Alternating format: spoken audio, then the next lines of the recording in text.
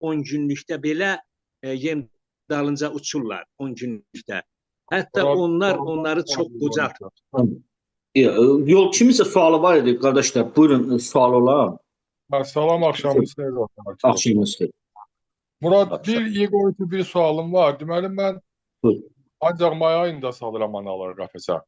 Qəfəsə salan vaxtda eyni ilə də orada açıq sürfələri çəkib ayırma atvodka düzəldirəm. Bunun nə qədər ziyanı ola bilər ailəyə? Вот Владимир Григорьевич спрашивает, вы нас слышите, да? Да, слышим. Вот в своей у него практике пчеловод спрашивает, он делает так, он в месяце мая изолирует маток и также одновременно из этой семьи на открытом расплоде делает отводок. Он спрашивает, правильно ли так сделать, ваше мнение на этот счет? А зачем на открытом расплоде он делает отводок? Непонятно. Açıq süfrə ilə deyir, bölmək edirsən. Məndə bir də ancaq may ayında bal olur.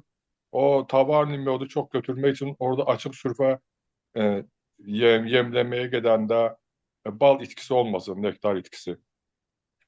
Он делает это потому, что чтобы у него, говорит, мед только в этот период бывает, и чтобы свечевую матку вывели. Не, убыток бы не был из медосборе, чтобы пчелы не участвовали в кормлении этого расплода, они как бы участвовали в медосборе. Ну, я понял цель какая. Ну, там открытого расплода может быть половину от всего расплода открытого.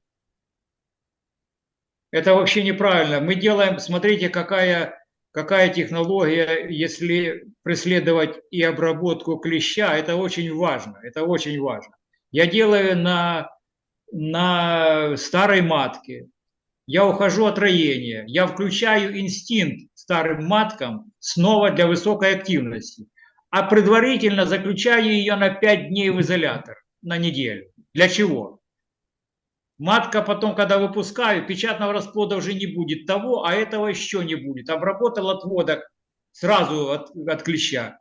И в основной семье, где более молодых маток, там тоже расплода нет, обрабатывают клеща. Очень важно в начале лета обработать семьи от ворова, потому что идет смена генерации зимующих популяций клеща на летнюю, на молодых.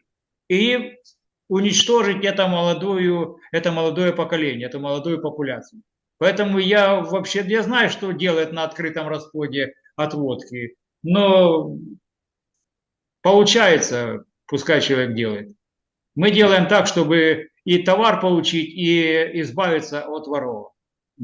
Sразу в двух номинациях. Şəxsi fikri bunu doğru hesab etmədiyini söylüyor və praktikasında demək bunun əsas istifadə etdiyi metod köhnə ananı qapalı çərçivələrlə bölmə eləyir və beləliklə də ancaq bunu eləyərkən ananı hardasa 5 günlük izolyatora alır.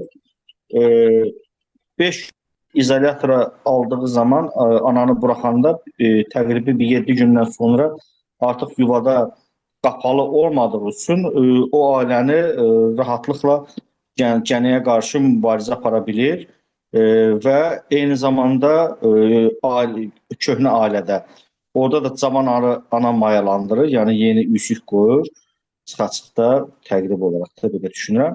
Və orada cavan ana mayalanıb gəlib yumurta atana qədər də yenə orada bala olmur, o ailənin də gənəyə qarşı tədbir görə bilir. Və əsas istifadə elədiyi texnologiya budur, bunun doğru olduğunu söylüyor. Ancaq yoldaş deyir, bu qaydada eləyirsə, istəsə eləyə bilər. Murad müəllim, bu sualın ətrafında bizə kəlmə qoyub əlavə edeyim o yoldaşın sualına. Deməli, onun ziyanı yerindən çox olacaqdır. Nə üçün? Gələcək yuvanı quracaq, həmin açıq rasplodlardır ən əsas cavan qalacaq. Gələcək yuvanı quracaq. Elə onlardır. Onu da çıxardandan sonra bu birisilər daha çox uçuş arıları olacaq, bal gətirəcək, nisbətdə qocalacaq. Amma o gələcək yuvanı quracaq, elə açıqlar olacaq. Daha gec əmələ gələcək və o açıqlar gələcəyi quracaq. Ona görə də onun Qurban dayı, xeyri yox. orada bək çərçivə bağlı sürfə olur. Orada bək Bilirəm, çərçivə sənin bu açıq sürfələrin arının gələcəyini quracaqlardır. Daha cavan, daha səviyyəli. Ona görə də onu götürsən, onun xeyri, ziyanı xeyrindən çox olacaq. Ümumən.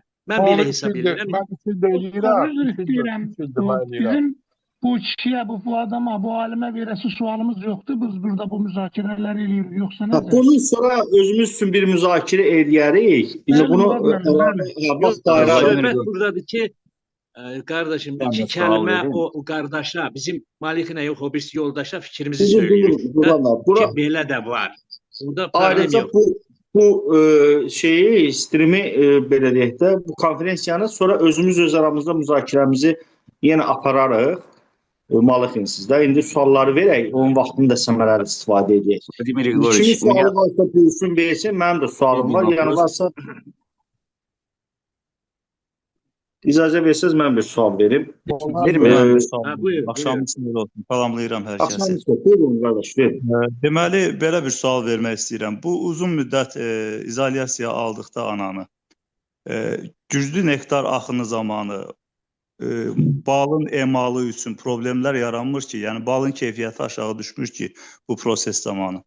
Владимир Егорович, вот спрашивает пчеловод, если мы при изоляции маток, да, в активный сезон, при медосборе, вот это как-то влияет ли на качество меда или на переработки нектара? Какое-то влияние имеет на качество меда или на переработку нектара? Вот вопрос в основном в таком направлении. Кроме как одни плюсы, ничего в этом нет. Нет открытого расплода, весь нектар идет в товар. Рабочей пчелы достаточно и летной, и ульевой приемщицы. Принимают участие в медосборе две группы пчел, не забываем. Летные, когда берут в медовый зобик нектар, они уже проводят инверсию, расщепление сахарозы на глюкозу и фруктозу. Передают через трофилаксис приемщицам. Те тоже перерабатывают в медовом зобике, включая инверсию. Нет открытого расплода, некого кормить, не отвлекаются пчелы на воспитание расплода. Очень трудоемкую, энергоемкую работу. Поэтому здесь на качество меда абсолютно никакого негативного влияния при изоляции не оказывается. Demək, izolasiya vaxtı balın keyfiyyətinə heç bir mənfi təsir ola bilməz deyir, olmur, əksinə deyir, müsbət tərəflərini sayır. Çünki balın yaranmasında iki qrup iştirak edir. Uçan arılar, bir də yuvadakı arılar, qəbul edici arılar. Yəni ilk inversiyanı, yəni saxarozanı, fruktoz və glukoza parçalanmasını uçan arılar həyata keçirir. Onlar onu gətirir yuvaya gətirir zaman onu qəbul edici arılara ötürürlər və ikinci belə deyək, inversiyanı qəbul edici arılar həyata keçirir. Və bu baxımdan yuvada da açıq bala olmadığı üçün arı bu cür ağır işlə məşğul olmur da, bala yemləməklə məşğul olmadığına görə onlar sırf bal emalı ilə məşğul olurlar, onun yerləşdirilməsi ilə məşğul olurlar. Yəni bu baxımdan yəni balın keyfiyyətində heç bir dəyişiklik ola bilməz deyə.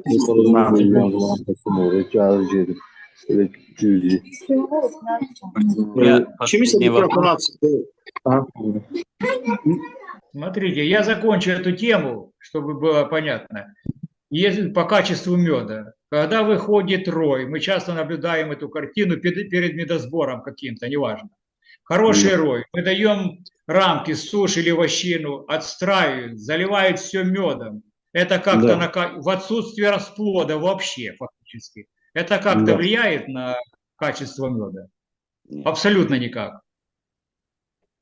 Точно так это происходит и при изоляции.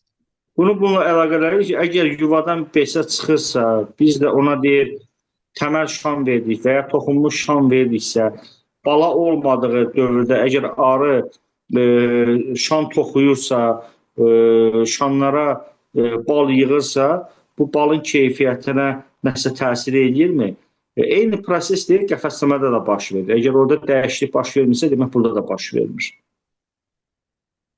Все, смотрите, пчела, сейчас, Борис, секунду. Пчелы выжили до сегодняшнего дня благодаря единственному природному явлению – это роение. Создается, что при роении? Безрасплодный период прежде всего. Начинается жизнь с чистого листа. Профилактика в этот же момент, накопление кормов.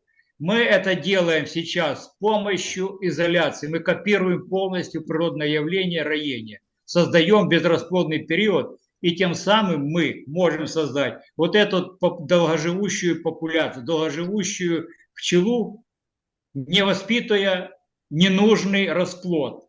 Зимой ненужный, осенью ненужный, потому что в последнее время воспитание вот эти периоды расплода является ничем иным, как просто размножение клеща.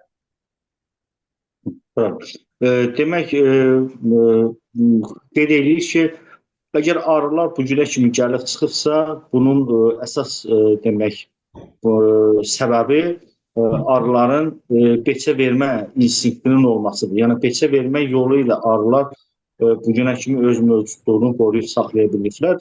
Bu da nədir? Yəni, arılar mütəmadi olaraq özlərində balasız dönəmlər yaradıblar və hər şeyi sıfırdan başlayıblar. Və biz bunu bir növü süni şəkildə, izolyatorun köməyi ilə eyni şeyi demək süni formada bir növü təqlid edirik də.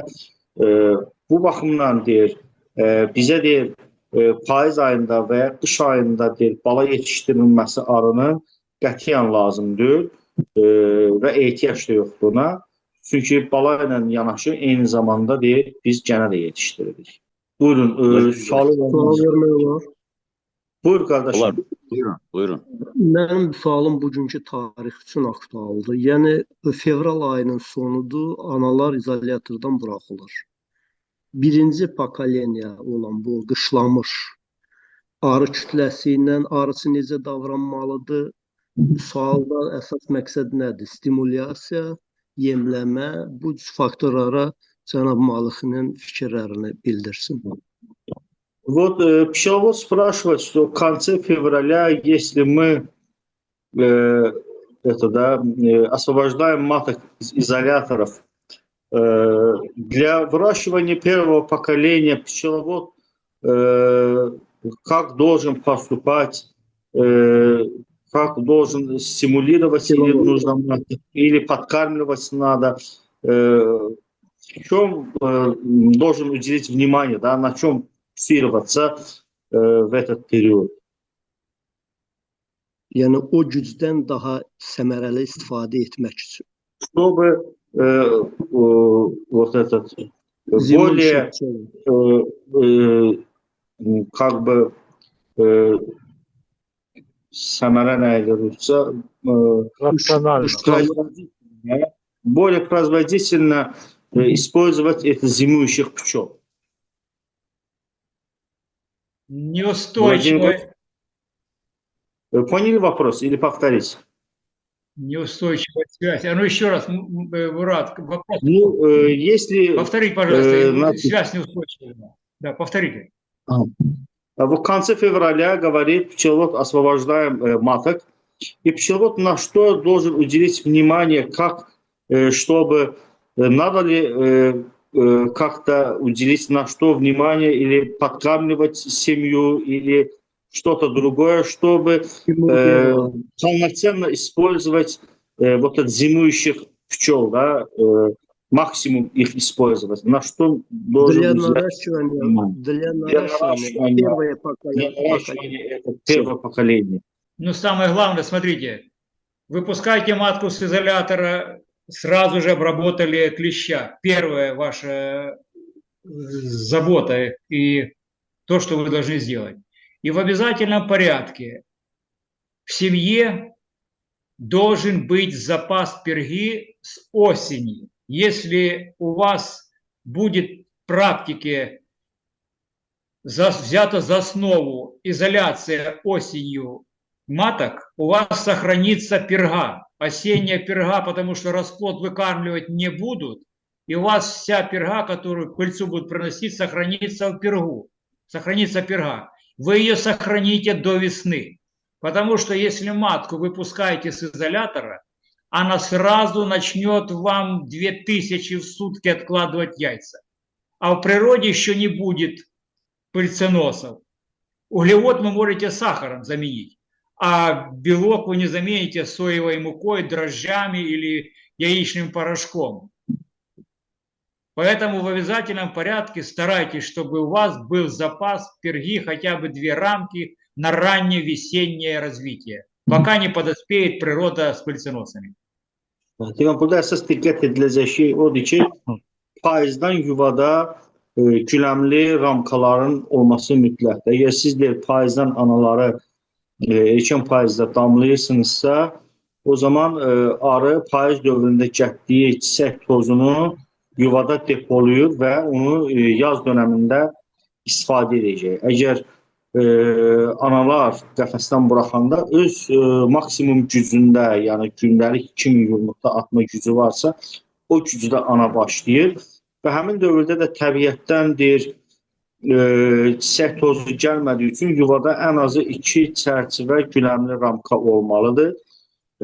Əgər uqlivod, yəni karbohidrat çatışmazlığı varsa, onu deyir, şəkərlə əvəzləyə bilərsiniz. Ancaq zülalı heç bir şeylə əvəzləyə bilməzsiniz. Nə yumurta ilə, nə bilim, soya ununla və s. və ilaxına mütləq ehtiyatda, demək, yuvada güləm ehtiyatı olmalıdır, ta ki təbiətdən çiçək tozu gələnə qədər. Перезимовать можно на углеводе, какой у вас будет получаться. Корм, природный углевод, мед или сахарный сироп. Но весной, когда вы выкармливаете расплод, желательно, чтобы это были природные корма. От этого будет зависеть качество выкормленного первого расплода, подчеркиваю, первого поколения. И это первое поколение будет передавать эстафету затем уже через свою физиологию всем остальным. От этого будет зависеть здоровая семья и ваши медосборы, и сильная семья в зиму и так далее. То есть замкнутый цикл. Сильная семья от натуральных кормов зависит. Payızda deyir, ehtiyatlarınız fərqli ola bilər. Burada təbii bal da ola bilər, şəkər şərbətindən düzəldilmiş bal da ola bilər. Bu elə bir güclü bir əhəmiyyət daşımır. Ancaq erkən yazda təbii qidaların olması bu əhəmiyyət daşıyır. Çünki birinci nəsil nə qədər təbii yemlə qidalandırılaraq yetişdirilərsə, bir o qədər sağlam olar və öz fiziologiyasını sonraki nəsillərə ötürə bilər. Ona görə bu təbii demək, yemlərə olması şərbət vermək olmaz. Şərbət vermək olmaz. Bəli, bəli. Sual verə bilər. Buyurun. Bal şərbəti vermək olar. Murat müəllim, belə bir sual Handi verənlərin nəzərinə. Bəli. Buyurun. Sualımı səsləndirim. Hörmətli müəllim qeyd elədi. Qış dövrü üçün izolyatora alınmış ana təbii ki, ailənin gücündən asılı olaraq da belə deyək. İzolyatordan buraxıldığı dönəmdə maksimal yumurta səpir, belə deyək. Yəni bu bütün ailələr üçün eynidirmi? Yoxsa qoşun gücündən fərqli asılı? Təbii ki, qoşun sayına görədir. Bayaq dedik, əgər bəli. Onun cavabını qismən veribdir ki, yuvada yumurtaya baxacaq arı yoxdursa, ananın yumurta atması fərqi yoxdur, arı yumurtanı təmizləyəcək. Yəni, ana 2000 yumurta atırsa gündəlik, o içəridə 2000 yumurtaya qulluq edəcək arı olmalıdır. Yəni, ana nə qədər, belə deyək də, ananın yumurta potensialını maksimum istifadə edə bilməsi içəridəki arı nüfuzundan asılıdır. Aynen, sualım əsas hissəsi ondan ibarət idi ki, izolyatora alınmamış təbii halında buraxılmış bir ailə yumurtaya başlamağı sezon olaraq tez başlasa da bildiyimiz kimi belə desə həndə silsilədən başlayır da və birdən-birə buraxılan gücünə görə desə, kütləvi yumurta səpməkdən ilkin nəsil dəyişməsində, Malıxın praktikasında belə deyək, kütləvi yumurta səpmə nəticəsində nəsil dəyişməsində yuvanın nisbətən azalması kəskin hiss olunurmu? Belə bir sualım var, zəhmət olmasa.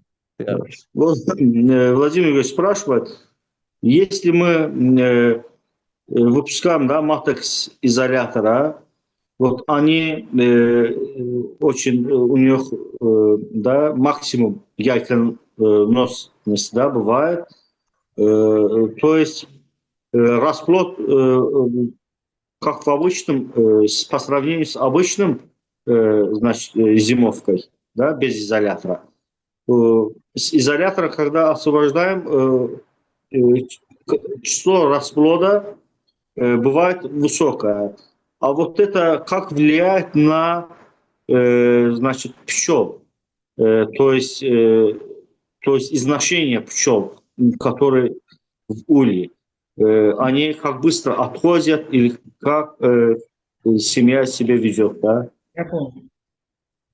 Нет, матка засеет ровно столько, когда ее выпустят с изолятора, какой силой будет семья, сколько позволит семья освоить этих рамок. Если будет там на 3 рамки всего пчелы, 4 рамки она никак не засеет. Но то, что она это сделает быстро и обгонит тех маток, которые были в свободном перемещении, это факт. Все зависит от кормов, поэтому я всегда стараюсь пчеловодов всегда убедить в том, что весна и первое поколение, уделить ему обязательно максимальное внимание по качеству корма. Натуральный мед и перга.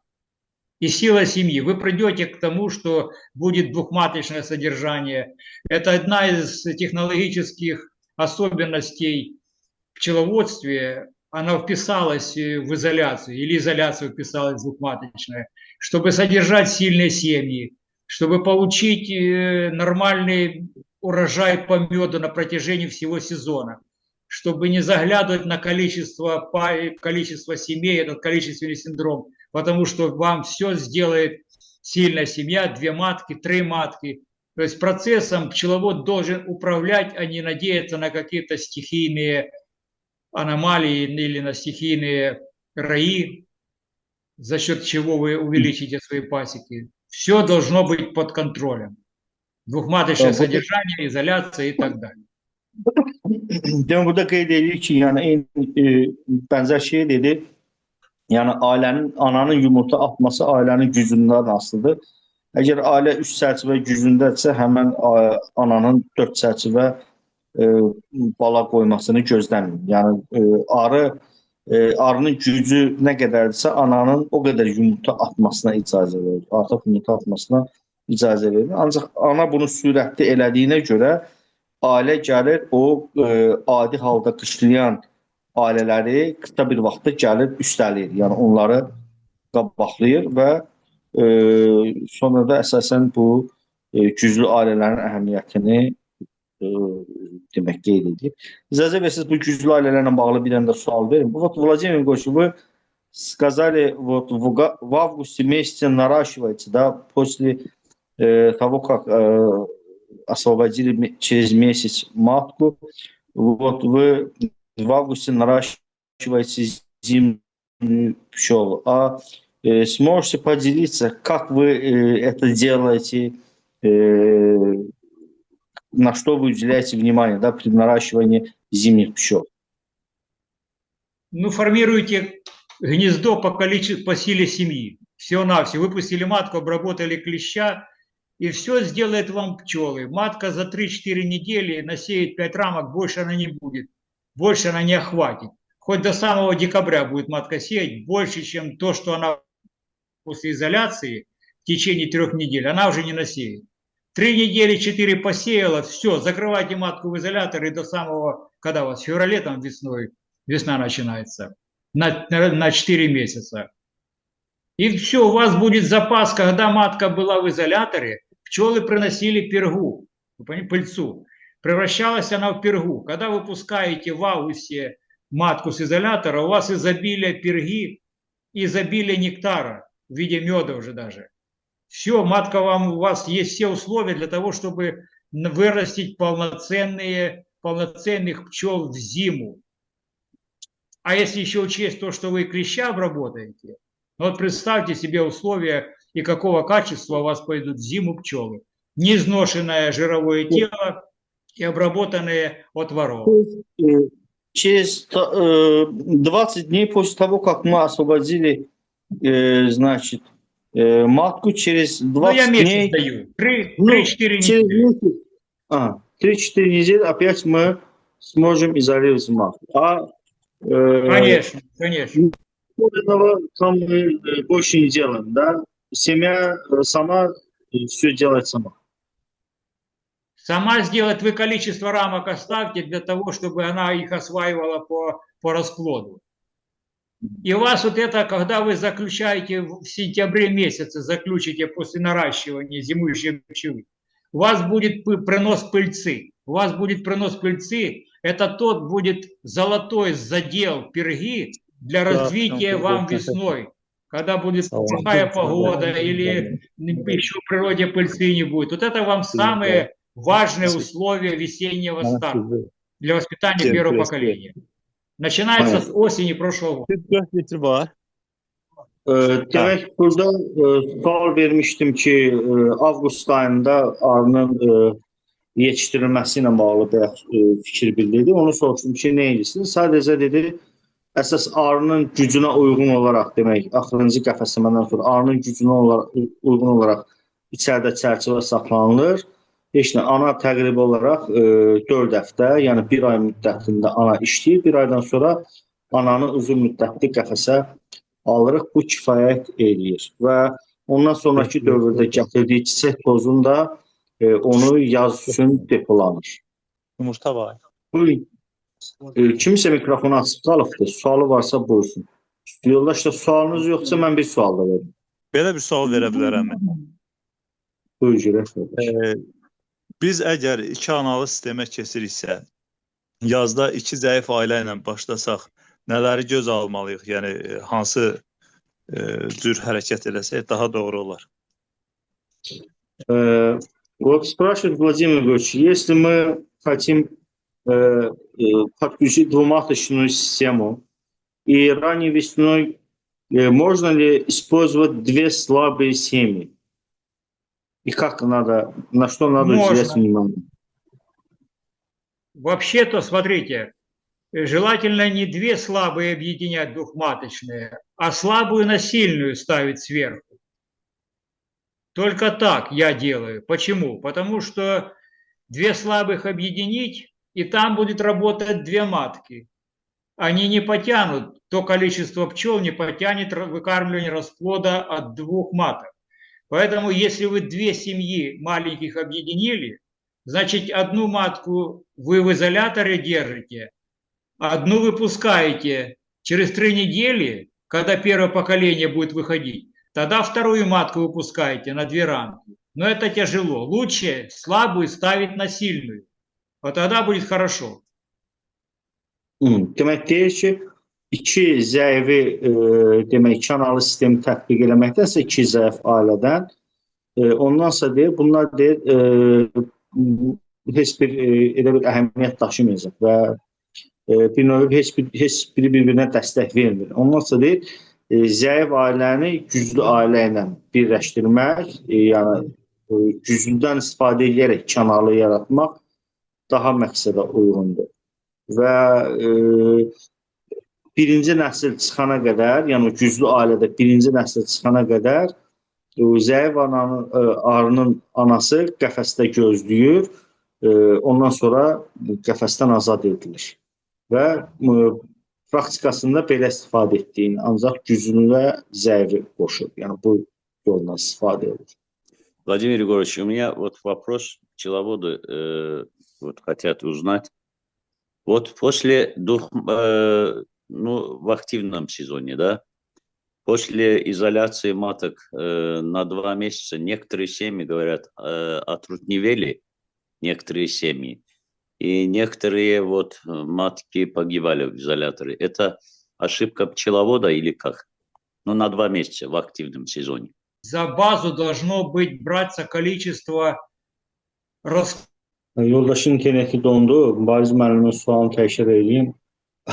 Demək, qəfəslənmənin 2 ay müddətində saxlanıldıqda Aktif sezonda. aktiv sezonda bəzi Может поправка быть, поправка на породность, может быть, здесь сыграть еще.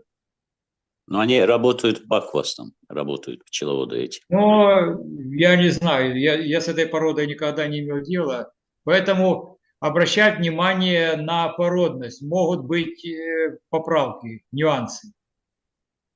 Понятно.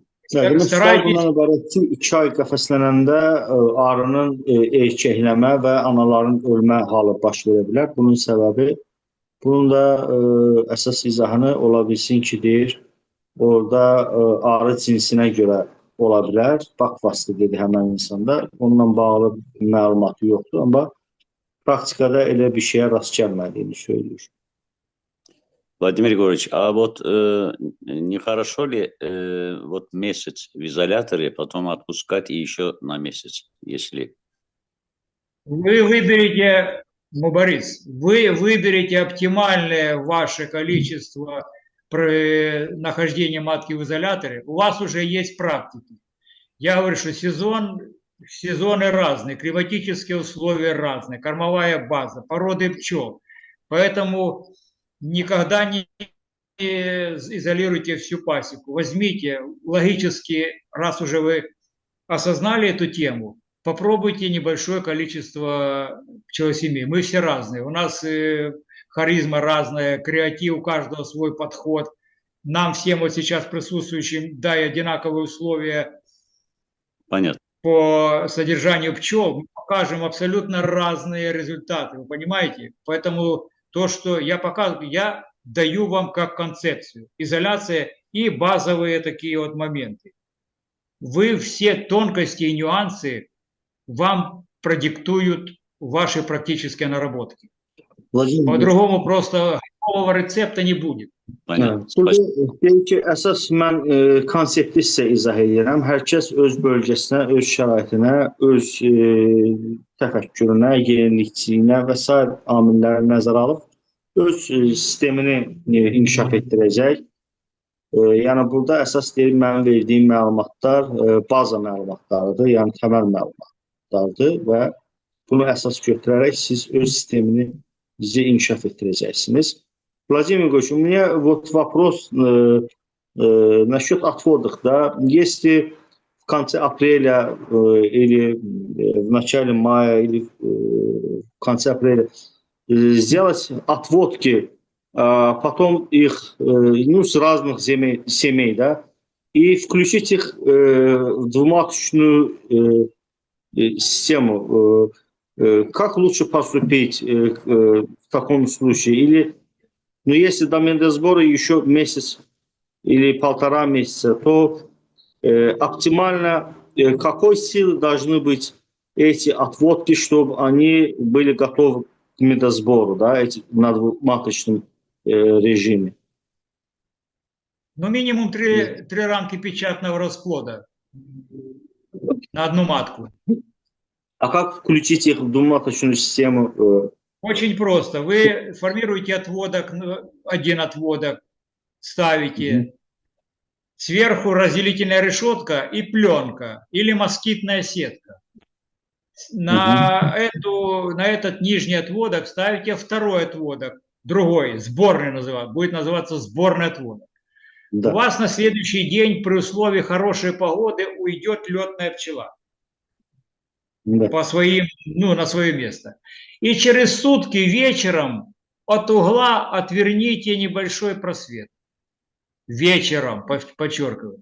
Потому что темнота является одним из главных факторов примирения пчел. Отсутствие летных пчел раз и отсутствие агрессии при темноте. Потому что охраны нет. У охраны нет той бдительности, как обычно при дневном, когда она защищает свое гнездо. Вечером отвернули уголок, пчелы объединяются. Через 2-3 дня убрали москитную сетку, и у вас они будут работать 2 матки через разделительную решетку в сборном отводке на общую семью. Неважно, какого возраста матки будут. 2-летней, 3-летней. Они в отсутствии летных пчел будут родными. А вот если разногодный, да, одна молодая, другая 2-летняя, это имеет значение? Я только что сказал, никакой разницы нет, если у них нет летной пчелы. Все, у них начинается жизнь с чистого листа, вы их разделили. Понятно. Demək, sual bundan ibarətdir ki, bölmə etmək yolu ilə iki analı sistemi necə başlatmaq olar, ən optimal forması.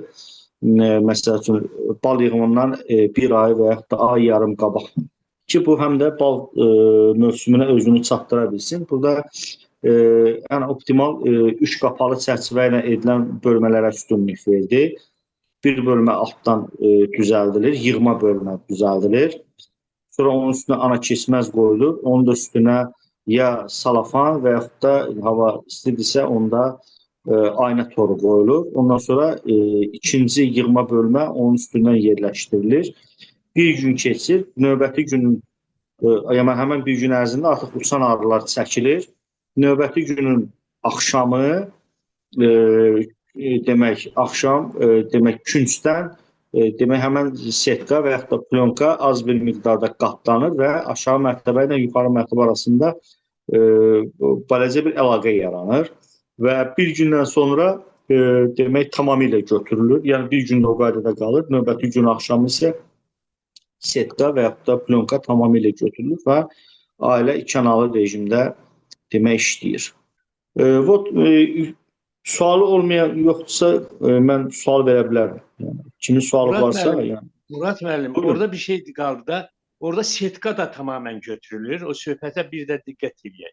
Da elə bir gün qalır o qaydada. Üçüncü qatlanır. Bir gün də o qaydada qalır. Bir gündən sonra təmiz götürülür. Ana keçməz qalır. Bəli. Ana keçməz də var. Ana keçməz qalır. Birinci ana keçməz qoyulur, sonra plonka yaxud setka qoyulur. Ana keçməz qalır, yəni, bəli. Владимир Егорович, а там проход на 5 сантиметров спереди можно, да, сделать?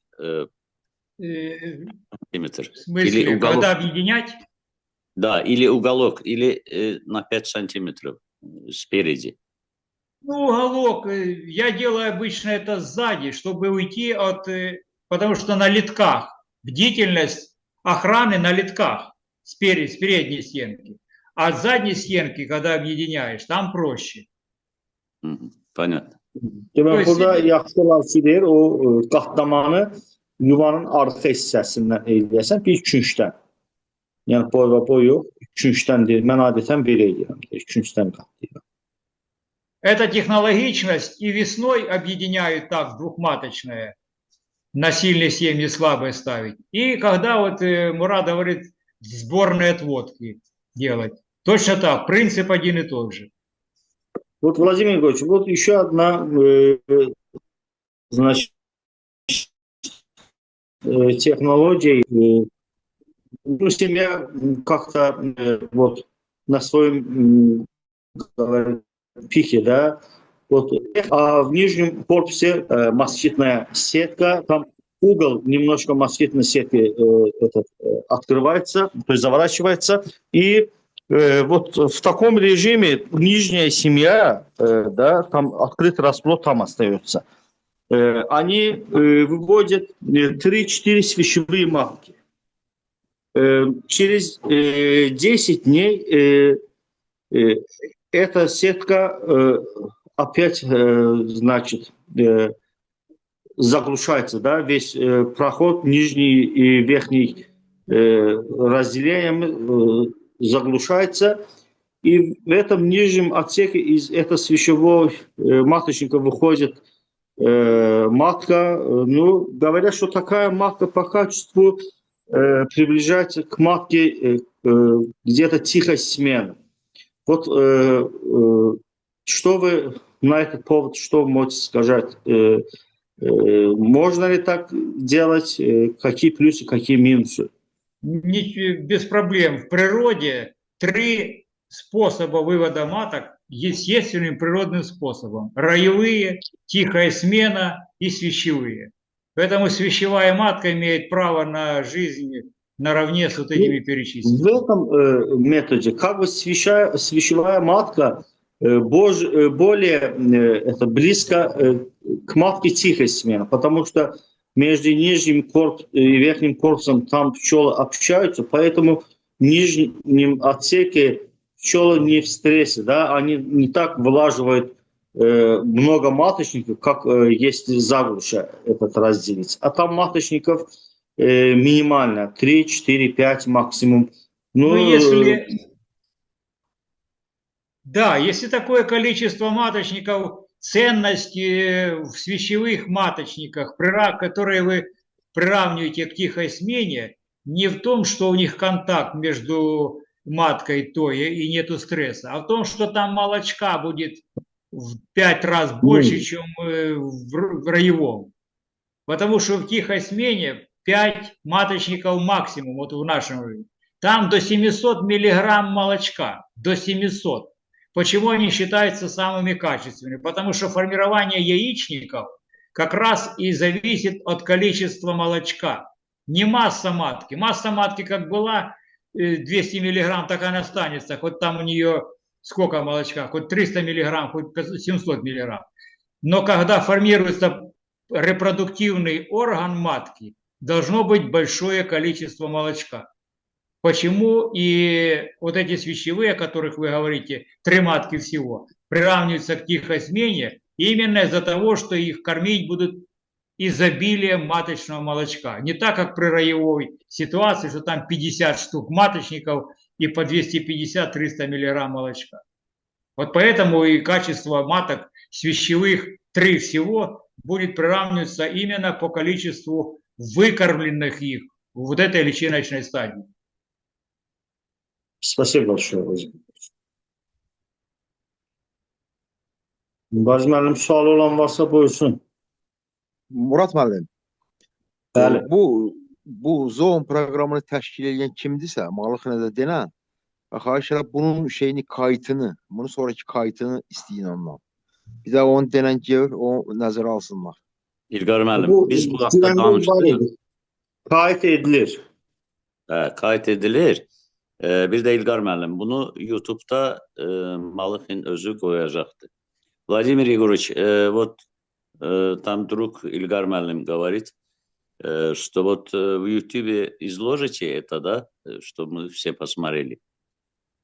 Вот это сейчас трансляцию сейчас? Да, я на канале Творческое пчеловодство в записи ее выставлю. Вы ее заберете себе и в ваше распоряжение. Спасибо вам огромное. İlqar müəllim qoyacaqdır YouTube-a, öz kanalına yerləşdirəcək. Başqa sual? Sağollaşaq deyiləm, Bariz müəllim. İstəyirsiniz, siz yekunlaşdırın. Yormayın kişini, bastır. Kardeş, eşidir mi? Buyur. Sual verebilir mi? Axırıncı sual alaq, yoldaşı da yormayaq. Вот, Владимир Ильич, последний вопрос. Buyur qardaş. Buyur. Deməli qardaş, bir dənə zəhmət olmasa sorsardınız. Əsas yaz vaxtı izolyatora salınanda əsas gəlir devri. Əsas gəlir devrindən neçə gün qabaq salınmalıdır ana izolyatora? Bir də ikinci sualım, 2 analı sistemdən Vladimir Malıxın nə kimi istifadə eləyir? 2 analı sistemi tam nizamlayandan sonra ondan nə kimi istifadə eləyir? Məhsul üçün istifadə eləyir, yoxsa başqa şeylərə mi istifadə eləyir? Ana yetişdirmək üçünmü, arı südü yığmaq üçünmü? 2 analı sistemdən ümumiyyətcə nəyə istifadə eləyir? Aydın. Владимир Ильич, вот спрашивает пчеловод, самое оптимальное время, да, изоляции маток, да, перед медосбором.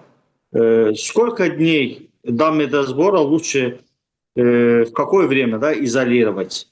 Первый вопрос на этот. И еще Хотите ответить, потом я второй раз вопрос скажу. Смотрите, ну если медосбор, продолжительность 5-7 дней, непродолжительный, там закрыть за 10, если вы хотите, преследуете цель получения максимально товара, значит закрывается матка за 10 дней, чтобы на момент начала цветения этого медосбора, медоноса, не было открытого расплода. Он неделю подцвел и все. Весь нектар вы взяли в товар. Затем выпускаете матку, она начинает сеть, обработали клеща и пошло развитие. Если медосбор кратковременный, такой, ну, до недели, до 10 дней. Если продолжительный медосбор, продолжительный, то у нас подсолнух до 1,5 месяца.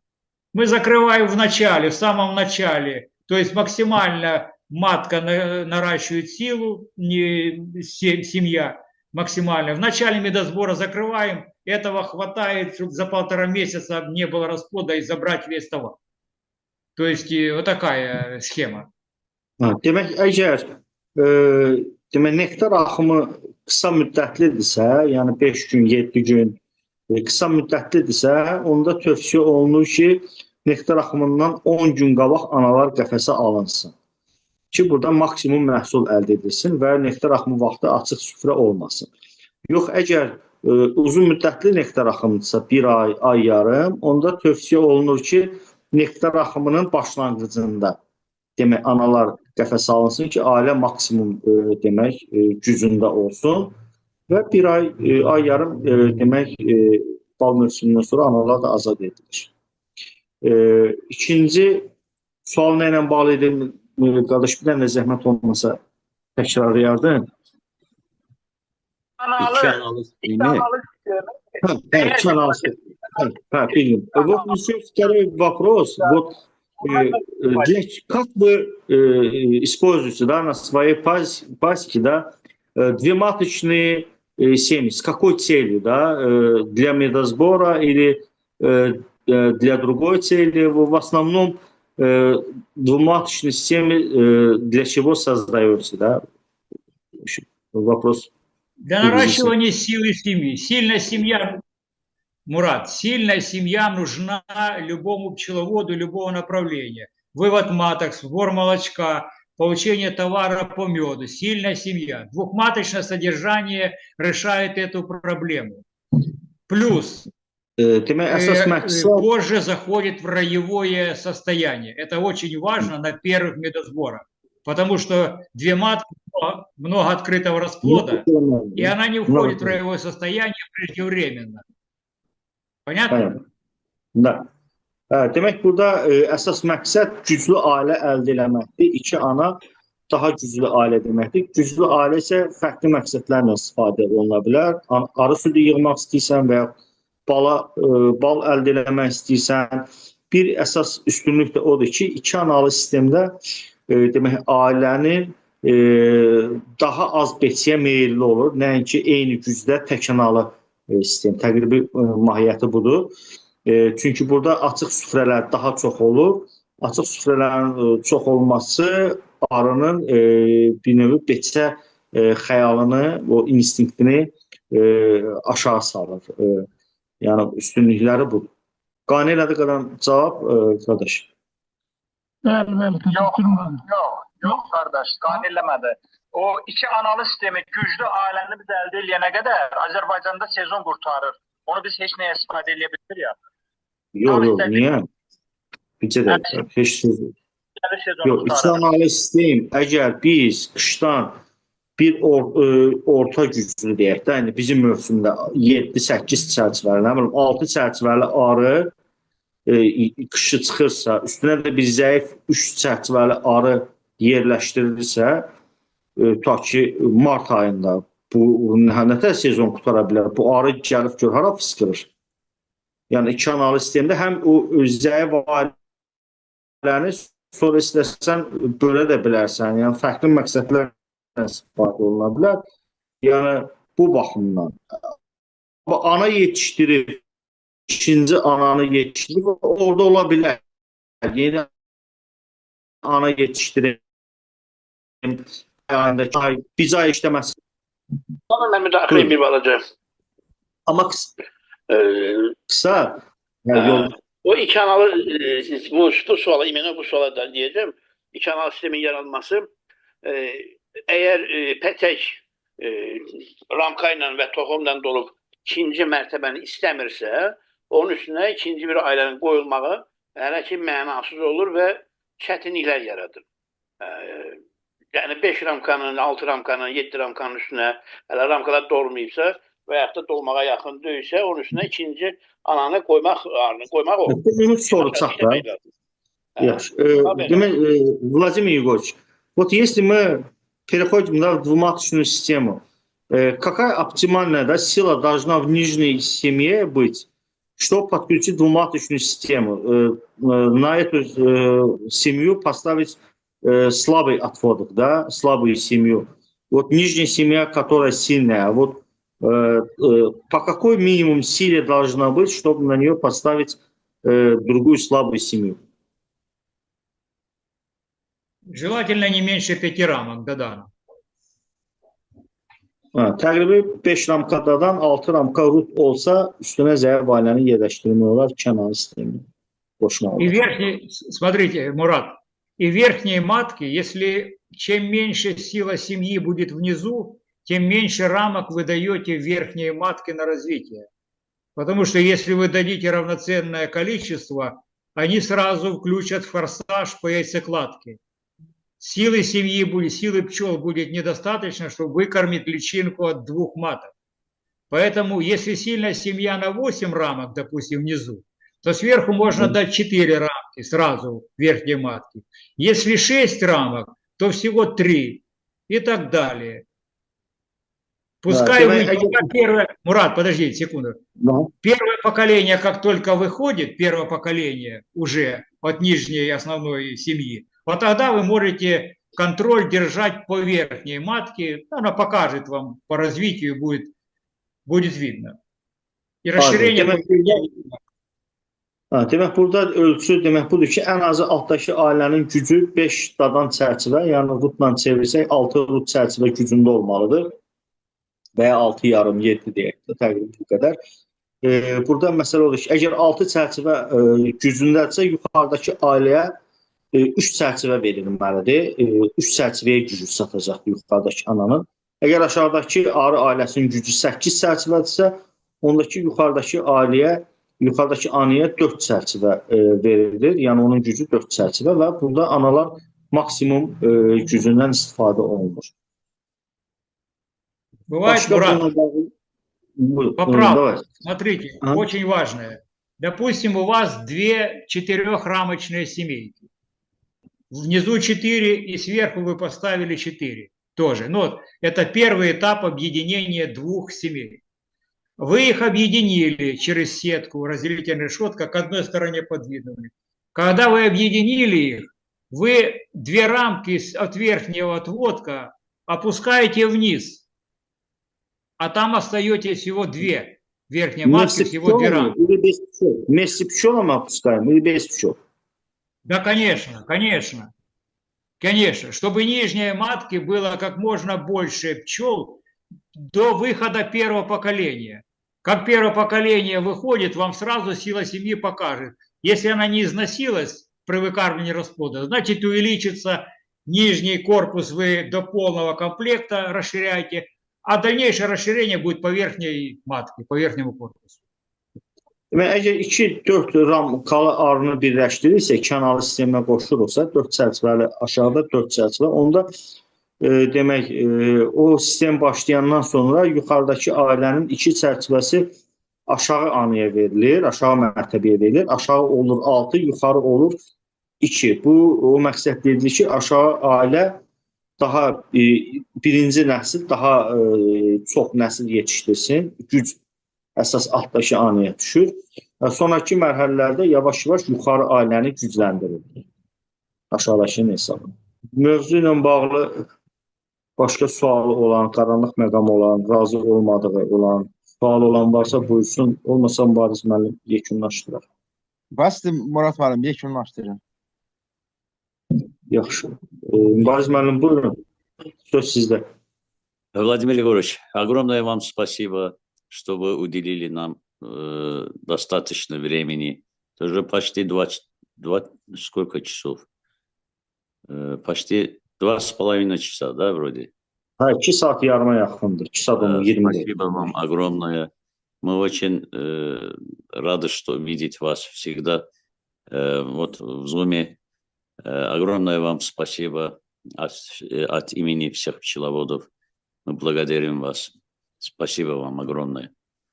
Но мы... Раз вы уже... Да. Борис, раз вы уже внимание обернули взоры на эту технологию, чтобы еще не пропустить 8 лет, пожалуйста, начинайте потихоньку вникать. Это технология завтрашнего дня, я вас уверяю. Вы решаете многие проблемы. И получение товара, увеличение, избавление от болезней очень опасных, тем более, что появился еще один каприз, такой как тропи. Большое спасибо вам за внимание. Сейчас переводят, Vladimir. Demək, deyə bir 8 il daha itirmək istəmirsinizsə, yavaş-yavaş bu texnologiyanı tətbiq eləməyə başlayın. Çünki bu gələcəyin texnologiyasıdır. Nə qədər tez tətbiq eləsəniz, bir o qədər sizin üçün uğurlu olar. Həm demək, sağlam arı ailələri, həm gənələrlə mübarizə, yəni bu istiqamətdə tövsiyələr edir. Спасибо вам огромное. Доброго ночи вам. И вам доброй ночи. Владимир Егорович, большое спасибо от имени всех пчеловодов. Murat müəllim, bu 8 il məsələsi bilirsiniz nə məsələdir? Bilirəm. 8 il bundan qabaq biz konferansda Vladimir Yegoroviçi dinləməmişdik. Və mən buna görə də ona konferans öncəsi burada Göygöldə keçirilən master klassda şəxsən mən onun özündən üzr istədim. Çox böyük səhv etdiyimizi ona burada dedim mən bir daha. Tərcümə eləsin. Oldu. Sağ olun yoldaşlar. Gecəniz xeyrə gəlsin. Tərcümə eləmədim. İlqar mənim sözünü. İlqar mənim Azərbaycanca kişiyə tərcümə edeyim. Kişiyə. Aynen. Владимир Егорович, вот у нас пчеловод Ильгар Рахимов, он говорит, что 8, вот этот, насчет 8 лет, которые вы сказали, это то, что вы 8 лет назад были в Азербайджане и эту технологию сказали здесь, но пчеловоды вас не поняли и сожалеют о том, что не послушал, да, вас 8 лет назад. И за это вот лично Ильгар Рахимов, когда вы были в Гянже у нас на мастер-классе, он говорит, что я лично извинился за это, да, перед Владимиром Егоровичем, что мы в то время вас не поняли и не применяли не начали применять этот метод. Ну, лучше поздно, чем никогда. Мурат, он говорил, я не стал его упоминать, Ильгар, он говорит, что если бы мы тогда послушали Малыхина 8 лет назад, сейчас бы проблем у нас этих не было. Да. Так что начинайте, да, прислушивайтесь. Ну, это ваше, понимаете, это ваш бизнес. Вы многие за счет пчел сейчас живете. Технология, меняется климат, меняется кормовая база, все меняется, кроме менталитета пчеловодов. Поэтому есть тема. Ваша задача только ее практически обкатать. Она уже готова. В моем исполнении почти 30 лет. Обкатаны все нюансы, все тонкости, поэтому, пожалуйста, пользуйтесь. На благо. 30 illik mənim təcrübəm, bütün xırdalıqlar, bütün incəliklərdir, tərəfimdən istifadə olunub, artıq praktika var. Sizə düşən sadəcə bunu istifadə etmək, bunu tətbiq yollarını öz arxanızda axtarmaq, tətbiq eləmək. Bu baxımdan tövsiyə edirik ki, başlayasınız. Çünki hər şey dəyişir, iqlim dəyişir, təbiət dəyişir. Lakin arıların mentaliteti dəyişmir. Ona görə yeni şəraitə uyğunlaşmaq tələb olunur. Спасибо вам огромное, Владимир Егорович. Спасибо. До свидания. Sağ olun, gecəniz xeyirə qalsın.